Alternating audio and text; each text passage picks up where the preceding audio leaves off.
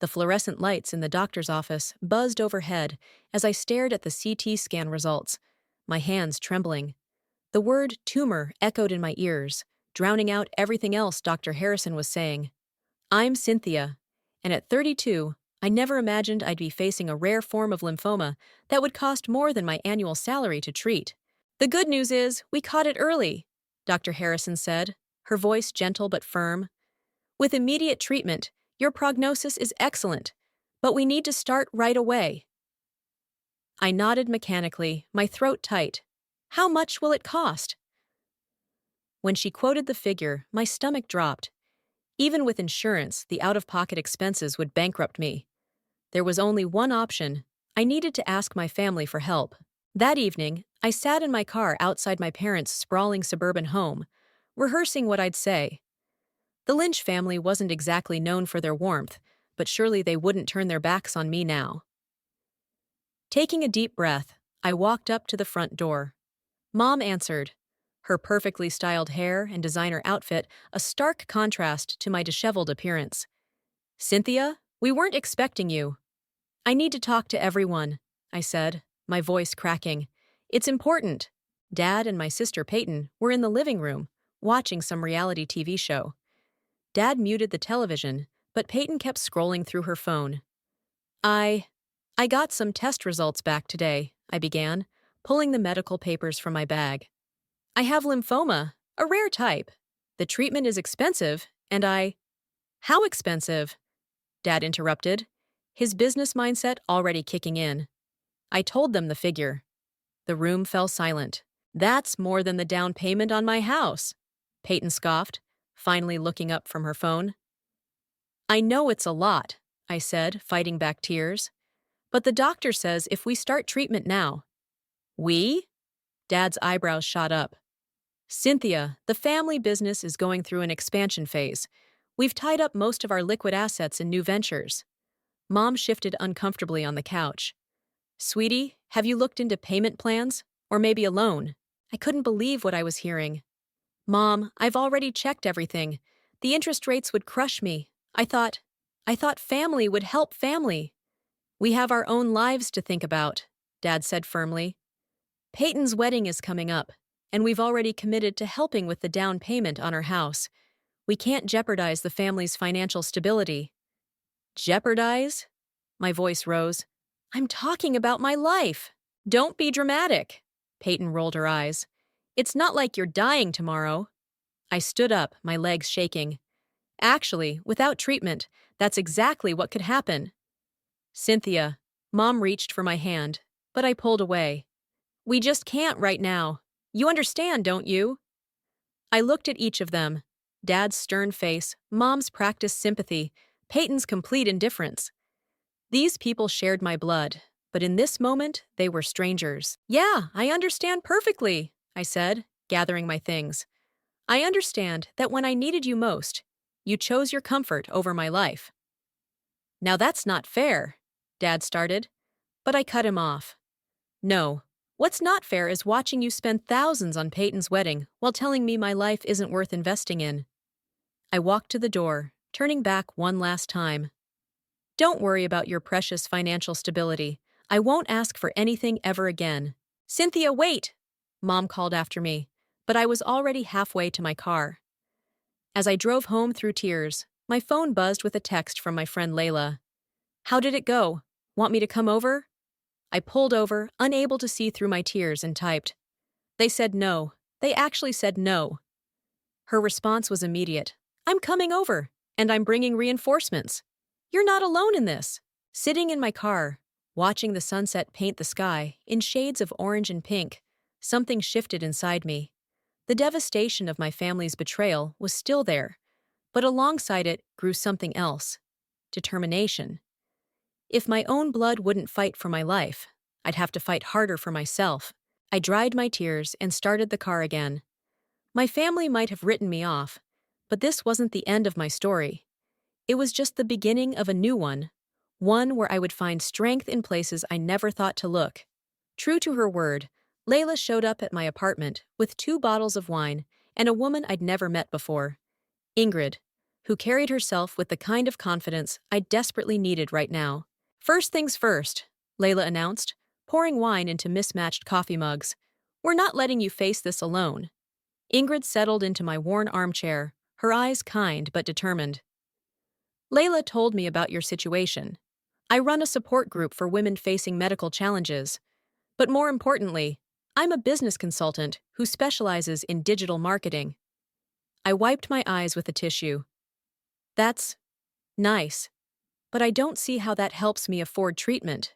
Because, Layla interjected, we're going to turn your story into something powerful, something that could help others while helping yourself. Ingrid nodded.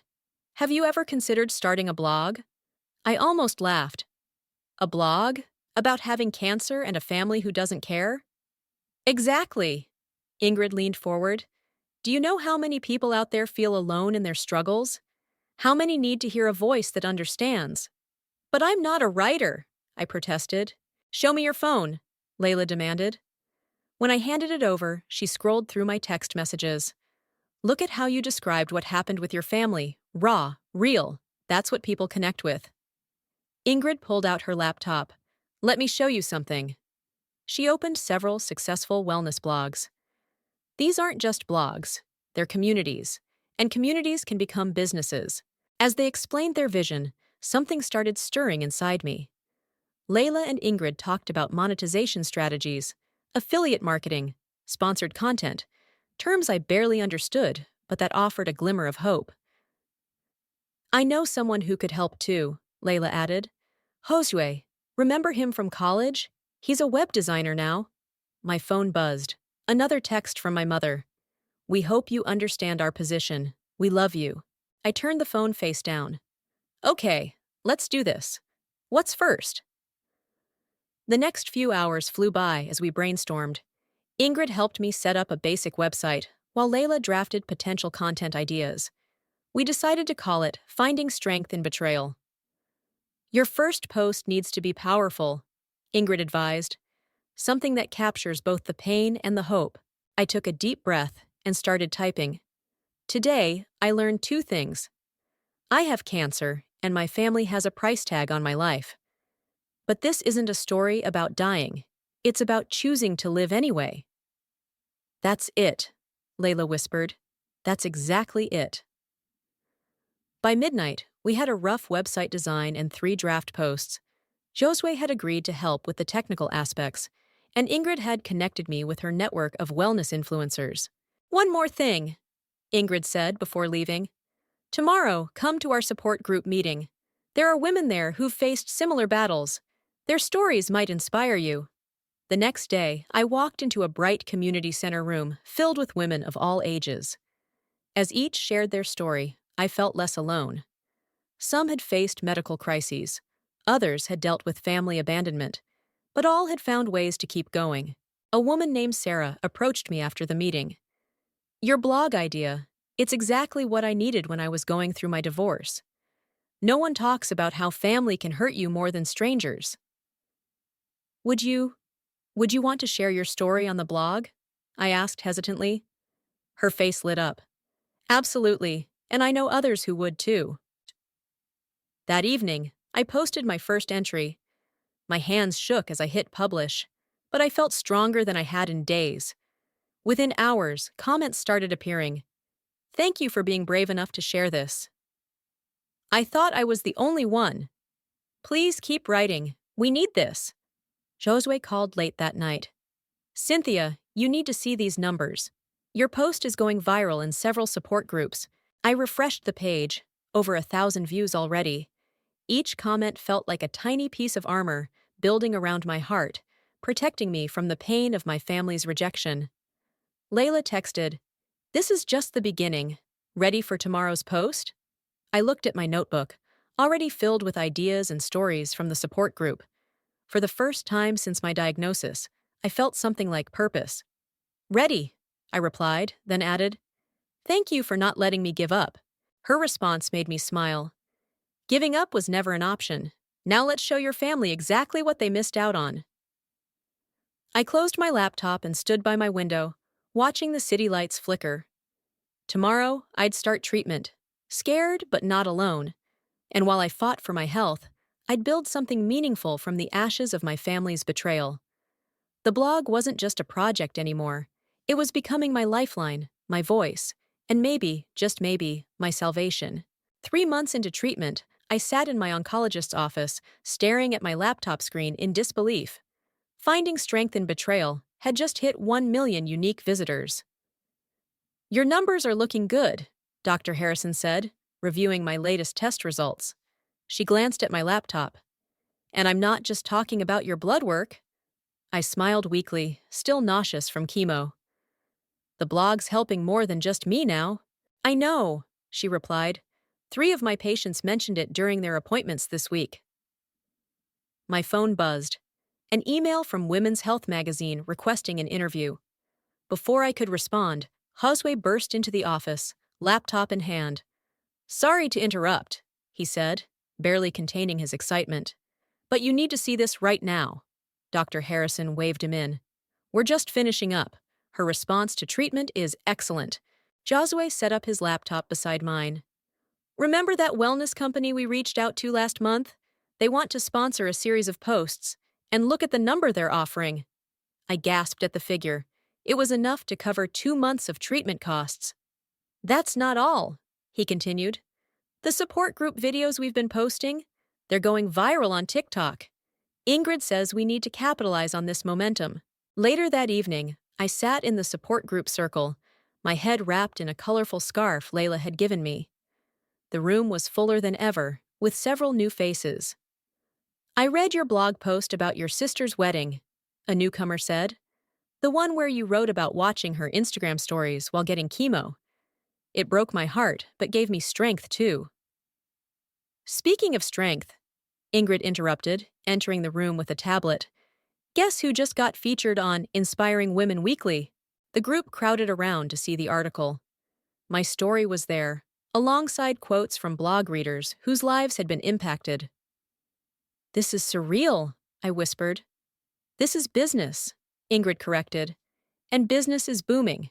We need to talk about expanding your platform. Over the next few hours, we mapped out a strategy. Josue would redesign the website to handle increased traffic. Layla would help coordinate guest posts from other survivors. And Ingrid had the biggest surprise. I've been talking to my contacts, she said. There's a wellness conference next month. They want you as a keynote speaker. Me? I touched my scarf self-consciously. But I'll still be in treatment. Exactly. Layla squeezed my hand. You're living your message. Authenticity is your superpower. That night, as I worked on my speech, a notification popped up. Someone had shared my latest post in a Facebook group. The comments caught my eye. Is this the same Cynthia Lynch who's Martin Lynch's daughter? I heard the family refuse to help her. Their business preaches family values, but look how they treat their own. My hands froze over the keyboard. I hadn't used my family's name in the blog, but people were connecting the dots. Josue called just as I was processing this. Have you seen the business news? Your father's company is getting some negative press. Apparently, their latest venture isn't doing so well. I haven't looked at anything related to them since... I couldn't finish the sentence. Well, your story's gaining traction in the business community. People are questioning their corporate values. I closed my eyes, remembering Dad's words about financial stability. Now my story was potentially affecting their precious business reputation. The next morning, Ingrid arrived at my apartment with more news. The wellness company wants to expand the sponsorship. They're talking about a product line, journals, wellness planners, self-care boxes, all under your brand. My brand? I laughed weakly. 6 months ago, I was just trying to survive. And now you're thriving, she said firmly. Your latest blood work proves it. Your blog numbers prove it, and these sponsorship offers prove it. My phone lit up with a text from an unknown number. It was Sarah from the support group. Just signed my divorce papers. Your blog gave me courage. Thank you. Layla arrived with lunch and more ideas. We should start a podcast. Your voice is powerful, Cynthia. People need to hear it.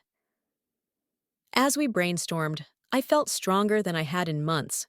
The treatment was working, the blog was growing, and for the first time, I wasn't thinking about my family's rejection. I was thinking about my future. One more thing, Josue said, pulling up another email. Good Morning America wants to feature your story. They're particularly interested in how you turned family betrayal into a movement of empowerment. I touched my scarf again, thinking about how far I'd come. Schedule it, I said firmly. It's time to show everyone what real family values look like. The universe, it seemed, had its own way of balancing accounts. While my family's business struggled, my platform of healing and hope was just beginning to soar. The Good Morning America interview changed everything. Not just for me, but apparently for my family too. I learned this from an unexpected source. My mother's best friend, Rita, who cornered me after my last chemotherapy session. Your father's company is in trouble, she said, glancing around the hospital corridor nervously. That investment in commercial real estate? It's falling apart.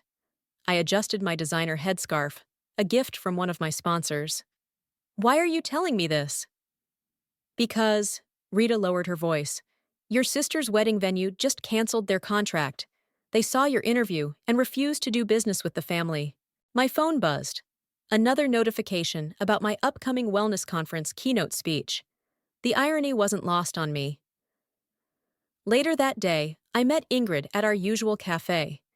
She was reviewing analytics when I arrived. Your interview reached 6 million views online, she announced. But that's not why I called this meeting. She turned her tablet toward me, showing a local business newspaper. The headline made my coffee go cold. Lynch Enterprises faces major setback as investors pull out. Your father's company lost 3 major investors this quarter, Ingrid explained. The article mentions your story as a contributing factor to their reputation crisis. I stirred my coffee, watching the liquid swirl. I never mentioned the company name in my blog. No, but the internet connected the dots. Your Good Morning America interview went viral. People don't like companies that preach family values while, she trailed off, while letting their daughter fight cancer alone, I finished. That evening, during our weekly support group meeting, I noticed Peyton standing in the community center parking lot. She didn't approach, just watched from a distance. When our eyes met, she quickly got into her luxury SUV and drove away. Was that your sister? Layla asked, joining me by the window. Yeah, probably doing reconnaissance for the family. Josue called during dinner. You need to see this. Your father's company just posted a press release about family values and corporate responsibility. They're trying to do damage control. I pulled up the release on my laptop. The carefully worded statement talked about supporting families in crisis and learning from past mistakes. It felt hollow, like everything else they'd ever said. The next morning, I spotted my mother at my local coffee shop. She was wearing oversized sunglasses, trying to blend in with the morning crowd. Mom? I approached her table. Are you following me now? She jumped, nearly spilling her latte. Cynthia, I was just in the neighborhood. You live 40 minutes away. She removed her sunglasses, revealing tired eyes. Things are hard at home. Your father, he's not sleeping. The business. Is this where I'm supposed to feel bad? I sat down across from her. Because I spent months not sleeping, throwing up from chemo, wondering how I'd pay my medical bills. We made a mistake, she whispered. We see that now. No. I stood up, grabbing my coffee. You're only seeing the consequences. That afternoon, during a strategy meeting with my team, Ingrid showed me more news articles. The family business was hemorrhaging clients. Peyton's fiancé's family was reconsidering the merger of their companies that was supposed to happen after the wedding. Your story's become a catalyst, Ingrid observed. People are using it to examine their own family dynamics, their corporate values. Layla checked her phone. Speaking of which, 3 more wellness brands want to partner with you. They specifically mentioned your authenticity in handling family trauma. I was about to respond when my phone rang, a number I hadn't seen in months. My father. Don't answer it, Layla advised. I let it go to voicemail. Later that night, alone in my apartment, I listened to his message. Cynthia, we need to talk. Things are complicated. Please call me back. I deleted the message and opened my laptop to work on my blog. Today's post was about healing, not just from cancer, but from the deeper wounds of betrayal. As I typed, another email came in. My latest blood work results showed the treatment was working better than expected. My phone buzzed again. A text from Peyton. Dad's not doing well. The stress is getting to him. We need to talk. I closed my messages without responding and returned to my blog post. The cursor blinked on the screen as I wrote, "Sometimes the universe has its own way of teaching lessons. Sometimes karma doesn't need our help at all." Outside my window, the city lights twinkled, and somewhere across town, I knew my family was finally facing their own sleepless night. But unlike those dark days when I faced cancer alone, I now had something they didn't: a community of real support, and the knowledge that I'd built my own success from the ashes of their rejection. The email from Peyton arrived on a Tuesday morning, just as I was finishing my final round of chemotherapy. My oncologist had just delivered the best news possible. I was in remission. Please meet me at Riverside Cafe. Peyton's message read, "Just you and me. No blogs, no social media. I'm begging you." I showed the email to Layla, who was there celebrating my remission news. "Are you going to go?" she asked, squeezing my hand. "I don't know," I replied, but we both knew I would. Some questions need answers, even if we don't like them. The cafe was quiet when I arrived. Peyton sat in a corner booth, her designer clothes noticeably less flashy than usual. The diamond engagement ring was missing from her finger. "You look," she started. "Alive?" I supplied, sliding into the booth. "Yeah, no thanks to our family." She flinched. "I deserve that." "We all do." She pulled out her phone, showing me a series of emails. "The wedding's off. Marcus's family pulled out of the merger. They said they couldn't trust a family that would—" Her voice cracked. "That would what? Leave their daughter to die?" "We didn't think you would die," she whispered. "We thought you were exaggerating. Dad said what he needed to say to justify his choices." I cut her off. "Just like he's doing now with his press releases about family values." A waitress approached. I ordered herbal tea, my post-chemo standard. Peyton ordered nothing. "The company's falling apart," she continued. "Dad's biggest investor pulled out yesterday. They cited ethical concerns about family leadership. Karma's interesting that way." "Cynthia, please!" Her voice cracked again. "We need help. Dad's talking about bankruptcy. Mom's on anxiety medication. Everything we built." "Everything you built?" I leaned forward. "I built something too, Peyton. I built it while fighting for my life, while working through trauma, while dealing with the fact that my own family valued their comfort over my survival." She reached for my hand. I pulled back. "Your blog. Your platform. It's huge now. If you could just post something positive about the family, maybe do an interview." I laughed, but there was no humor in it. "You want me to use my success, the success I built from your rejection, to save you?"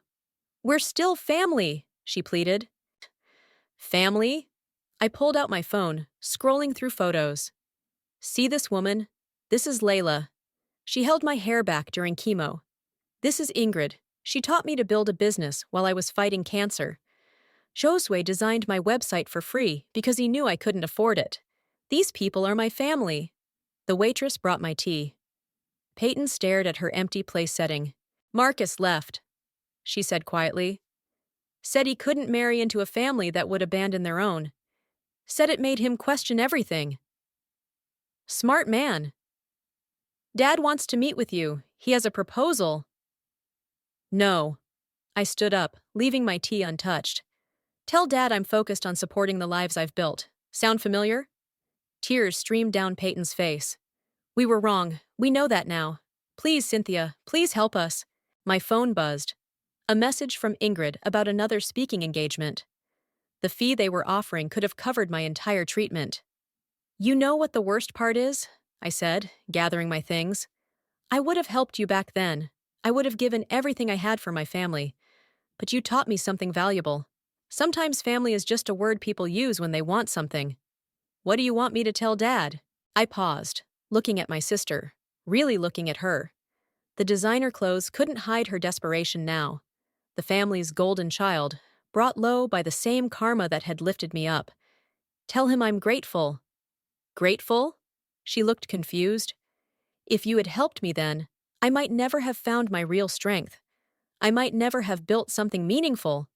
I might still be the daughter who needed his approval. I shouldered my bag. So yes, I'm grateful, but not enough to save you. Outside the cafe, I called Layla. It's done, I said. How do you feel? I thought about it as I walked to my car. Free, I replied. Finally, completely free. My phone buzzed with another text from Peyton. Please reconsider, for Mom's sake. I deleted it without responding and opened my blog instead. Today's post would be about the difference between family by blood and family by choice. About how sometimes the universe strips away what we thought we needed to show us what we really deserve. As I drove home, I passed the building that housed my father's company. The logo that once seemed so imposing now looked small, insignificant. Just like their power over me, the wellness conference hall buzzed with energy as I prepared for my keynote speech. Backstage, Layla adjusted my silk scarf. My hair was growing back, but I'd made the scarves my trademark. Your father's in the audience, Josue whispered, peeking through the curtain. My hands froze on my note cards. What? Third row, center. Your mother and Peyton are with him. Ingrid appeared, tablet in hand. We can have security remove them. I shook my head. No. Let them stay. Let them hear everything. The stage manager signaled 5 minutes. Layla squeezed my hand. Are you sure you want to go through with the new speech? It's time for the whole truth, I replied. The lights dimmed, and the conference organizer introduced me. As I walked onto the stage, the spotlight felt warm on my face. 300 people sat in the audience, and there, just as Josu said, sat my family. 6 months ago, I began. I sat in a doctor's office and heard the word cancer. But that's not where my story of survival begins. It begins in a living room, watching my family choose their comfort over my life. I saw my mother flinch. Many of you follow my blog, Finding Strength in Betrayal.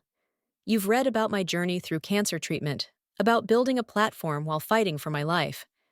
But today, I want to talk about something else. The price of saying no. Dad shifted uncomfortably in his seat. When we deny help to those who need us most, we don't just hurt them. We set in motion a chain of events that eventually comes full circle. Some call it karma. I call it consequence. Peyton stared at her lap. Last week, my sister came to me asking for help. Their business is failing. Their reputations are in tatters. They wanted me to use my platform, the very platform I built from their rejection, to save them. Murmurs rippled through the audience. Someone gasped. But here's what they don't understand. This platform isn't just about me anymore. It's about every person who's ever been told their life matters less than someone else's comfort. It's about every survivor who had to find strength in solitude. My phone buzzed in my pocket. Probably another plea from my family. I ignored it. Yesterday, I received a message from a woman whose daughter is fighting leukemia. She wrote, "Your blog gave me courage to leave my husband when he refused to help with medical bills. That's what this is about. That's what we're building here." I saw my father stand up, but Mom pulled him back down. So yes, I could use my voice to help the people who silenced me. I could use my success to save those who left me to drown. But that would betray every person who found hope in my story. The room was completely silent now. Instead, I'm announcing the launch of the Finding Strength Foundation. We'll provide support to patients whose families have abandoned them during medical crises. Because sometimes the biggest battle isn't against the disease, it's against the betrayal of those who should have been there. Applause erupted. In the third row, my family sat motionless. After the speech, I headed to the green room, but Ingrid intercepted me. "Your father's trying to get backstage." "Let him come," I said. Minutes later, he burst in, face red. "That was a cheap shot, Cynthia. Using your platform to attack your family?" No, Dad, that was consequences. You're just not used to facing them. We made a mistake, he said, his voice breaking. We know that now, but destroying our business won't change the past. I'm not destroying anything, I replied calmly. I'm just telling my truth. You taught me about business, remember? About reputation and public image. Consider this a lesson in authenticity. Mom appeared in the doorway, tears streaming down her face. Please, sweetie, we can fix this, as a family. Family? I laughed. You know what's funny? While you were sitting in that audience, 12 people donated to the foundation. Strangers, Mom. Strangers cared more about helping others than you cared about helping your daughter. Peyton pushed past them. You've made your point. We're suffering. Are you happy now? Happy? I looked at each of them. I'm not happy you're suffering. I'm not happy about any of this. But I'm proud of what I've built. I'm proud of who I've become. Despite you, not because of you. Security appeared at the door. Ms. Cynthia, your car is ready. I gathered my things, pausing at the door. The foundation launches next week. We're going to help people who deserve better than what I got from you. That's not revenge. That's justice. As I walked away, I heard my father call out, "We're still your family!" I turned back one last time. No, Dad, you're just the people who taught me what family shouldn't be. The day my father's company filed for bankruptcy was the same day the Finding Strength Foundation approved its first grant. The recipient was a 19-year-old girl whose parents had chosen their vacation home over her cancer treatment. The paperwork's ready, Ingrid said, sliding the documents across my desk. Once you sign, Sarah can start her treatment. I picked up the pen, but my hand trembled. The amount matched exactly what I'd once begged my family for. My office door burst open. Peyton stormed in, mascara streaking down her face. Are you happy now? The company's gone. Everything Dad built. Gone! Ingrid stepped between us. You need to leave. No, I said, signing the grant papers. Let her stay. She should see this. I pressed the intercom. Send in Sarah and her brother, please. Moments later, a thin girl in a beanie entered, supported by a young man about my age. Their clothes were worn, but their eyes held hope. Sarah, I stood. Your grant is approved. Treatment can start tomorrow. The girl burst into tears, her brother holding her up. I don't know how to thank you, he said. Just focus on getting better, I replied, handing them the paperwork. We've arranged everything with the hospital. Peyton watched the scene unfold, her anger giving way to confusion. After they left, she slumped into a chair. That's what you're doing with your success? Helping strangers? That's what people with hearts do, Layla said from the doorway. She'd arrived with lunch, as she did every Wednesday. Dad's talking about selling the house, Peyton continued. Mom can't stop crying. Our name is mud in this town.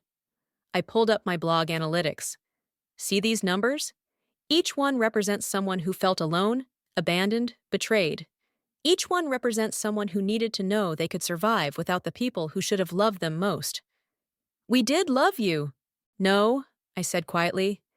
You loved the idea of me, the compliant daughter, the one who wouldn't rock the boat. But when I needed real love, the kind that cost something, you all walked away. My phone rang. The hospital. Your latest scans are clear, Dr. Harrison announced. Still in complete remission. Tears filled my eyes as I thanked her and hung up. Peyton watched me, realization dawning on her face. You could have died, she whispered. You really could have died. Yes, I replied. And you all would have had to live with that choice. Maybe that would have been easier for you than living with this. Josue knocked and entered, carrying a newspaper. They're running the story about the foundation's launch. They want to know if you'll comment on the timing, with your father's company. No comment needed, I said. The stories speak for themselves. Peyton stood abruptly. Dad wants to meet, all of us, one last time. Why? So he can try to guilt me into saving what's left of his reputation? So we can try to save what's left of our family. I looked at the photos on my wall, pictures of support group meetings, blog readers I'd met, survivors who'd shared their stories. My family's right here, I gestured around the office. The family I chose, the family that chose me back. Please, she begged, just one meeting. Layla touched my shoulder. Maybe it's time, for closure, if nothing else. I thought about Sarah, about how her parents had chosen a vacation home over her life, about how my parents had chosen business expansion over mine, about how some wounds need to be closed properly to heal. Fine, I said. Tomorrow night. Their house. But I'm bringing my family. You mean these people?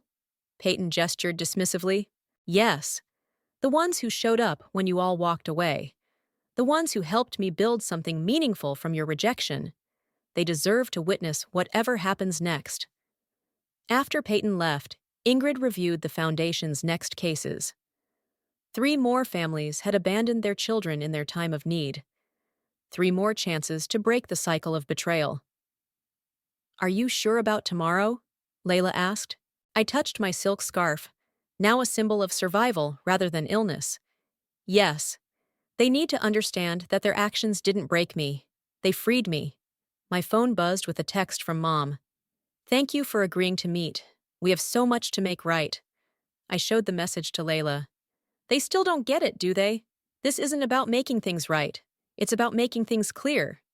And what's that? I looked out my office window at the city skyline. That sometimes losing everything you thought you needed makes room for everything you deserve. Tomorrow would be a reckoning. Not for revenge, but for truth. And truth, I'd learned, was the strongest foundation of all. The family home looked smaller than I remembered. Layla, Ingrid, and Josue flanked me as we walked up the familiar path. Through the window, I could see my parents and Peyton waiting in the living room, the same room where they'd once denied me help. Ready? Layla squeezed my hand. I nodded and rang the doorbell. Mom opened the door, her designer clothes replaced by simple jeans and a sweater.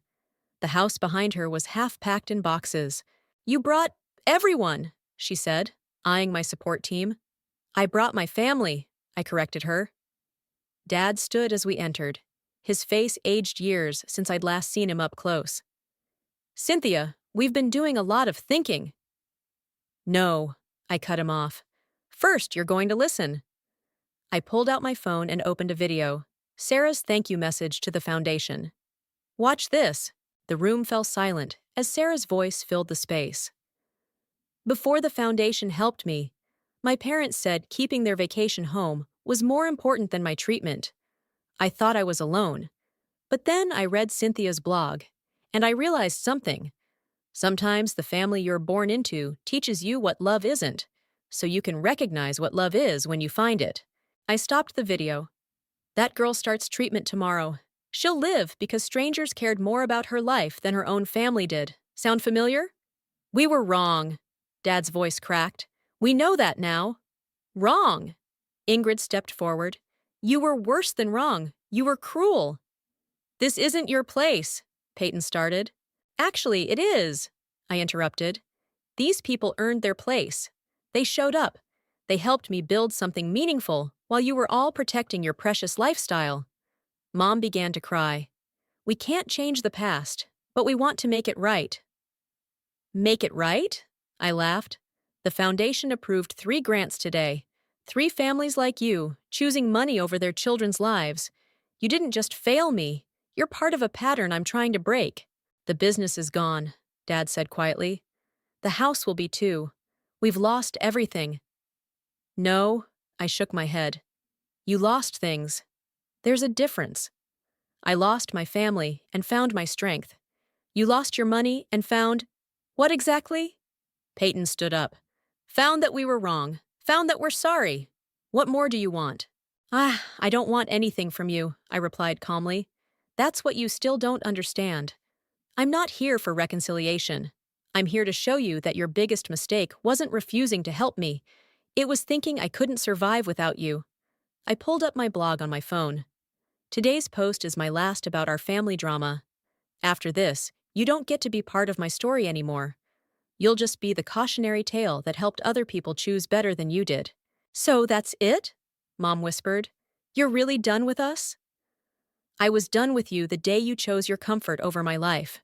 Everything since then has just been me, proving that was your loss, not mine. Dad slumped in his chair. The company's bankruptcy proceedings start next week. Your story, it really destroyed us. No, Josue spoke up. Your choices destroyed you. Her story just made those choices public. I stood, smoothing my silk scarf.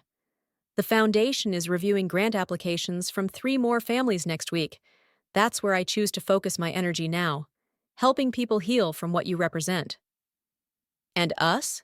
Peyton asked. What are we supposed to do? Whatever you want. But do it knowing this. Every time you look in the mirror, you'll see the people who failed when it mattered most. That's not my burden anymore. It's yours.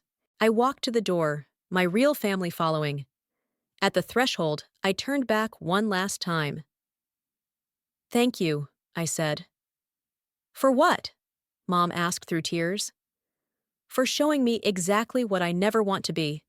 The foundation will help hundreds of people because you taught me the cost of choosing wrong. Your legacy isn't the business you lost. It's the lives that will be saved because of your failure. Outside, the evening air felt clean, fresh. My phone buzzed with another donation alert for the foundation. How do you feel? Layla asked as we walked to our cars. I looked back at the house where I'd once thought family lived. Through the window, I could see them, broken, defeated, finally facing the consequences of their choices. I feel complete, I replied. They chose their path. I chose mine, and mine saves lives. Ingrid checked her phone. Speaking of which, 2 more grant applications just came in. I smiled, touching my scarf one last time. Then let's go help some people choose life over money, love over comfort, and strength over fear. We drove away, leaving behind the empty shell of what family used to mean, heading toward everything it could be.